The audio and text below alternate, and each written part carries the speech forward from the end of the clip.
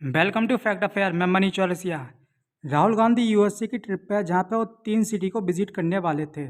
तो आज उन्होंने वाशिंगटन डीसी में एक मीटिंग को अटेंड कर रहे थे, जिसमें जो मीटिंग थी वो नेशनल प्रेस क्लब में अटेंड की गई थी। तो वहाँ पे एक जर्नलिस्ट ने क्वेश्चन पूछा, आपकी जो पार्टी है यानी जो अलायंस है मुस्लिम लीग के साथ, वो कैसी पार्टी है? तो उन्होंने जवाब दिया कि वो कम्प्लीटली सेकुलर पार्टी है। तो वहीं पे ये सवाल सामने आया कि कैसे मुस्लिम लीग एक सेकुलर पार्टी हो सकती है। तो यहाँ पे जो बीजेपी है उन्होंने क्वेश्चन राइज करा कि क्यों ये एक सेकुलर पार्टी है। ये वही पार्टी है जिसकी वजह से जो इंडिया है वो डिवाइड हुआ, इंडिया का पार्टीशन हुआ। तो ये सेकुलर पार्टी कैसे है? तो बाद में वो बोले कि ये जो मुस्लिम लीग है, हम बात कर रहे हैं केरल की। तो वहाँ पे जो किरण रिजिजू हैं और अनुराग ठाकुर हैं जो यूनियन मिनिस्टर हैं, उन्होंने कहा कि ये वही पार्टी है जो जिन्ना की मुस्लिम लीग के पीछे खड़ी हुई थी और विभाजन को समर्थन दे रही थी।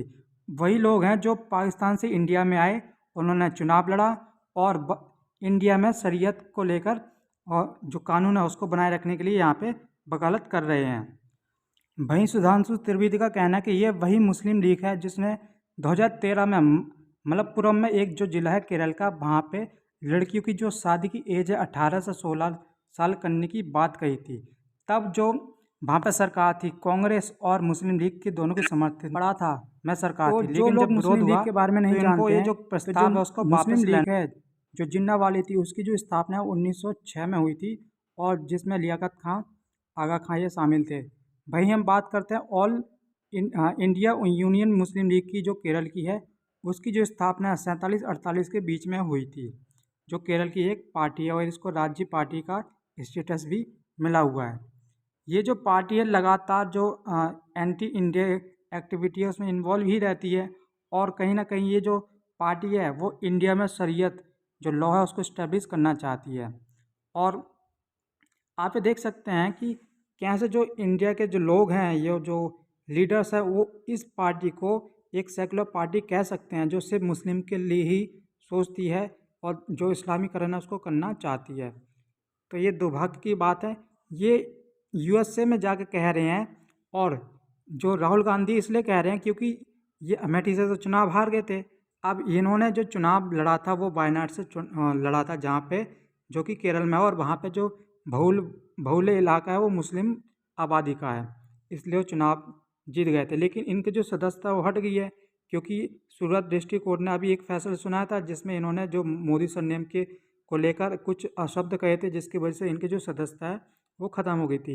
इन्होंने ये भी कहा कि मैं भारत के इतिहास में यानी 1947 में ये पहला व्यक्ति हूँ जिसको छोटी सी सजा के काम के लिए इतनी बड़ी सज़ा दी गई है, यानी इतनी ज़्यादा सज़ा किसी और एमपी या जो एमएलए उसको नहीं दी गई है। तो ये वहाँ पे ये अपने आप के जो विचार हैं कि उनकी कैसी सदस्यता गई है उस पर दे रहे थे। भाई उन्होंने रशिया के साथ जो फॉरेन पॉलिसी है इंडिया की उसकी बात करी। उन्होंने कहा कि जो हम फॉरेन पॉलिसी है सिमिलर रखेंगे एज इट इज़ जैसे इंडिया की अभी है। जब कांग्रेस की सरकार आएगी तो इस पॉलिसी में कोई चेंज देखने को नहीं मिलेगा। इंडिया और जो रशिया उसके रिलेशन बहुत स्ट्रॉन्ग है और इसको ब्रेक नहीं कर सकते क्योंकि जो रशिया एक इम्पोर्टेंट पार्टनर है इंडिया का, चाहे वो आर्म्स में हो या फिर हम ऑयल की उसमें देखें तो वो भी हमारे लिए इम्पोर्टेंट है। इसलिए जो रशिया उसको हम अलग नहीं कर सकते, यानी इंडिया और जो चाइना की फ्रेंडशिप है वो आगे और बढ़ेगी, इसको कम नहीं कर सकते हैं।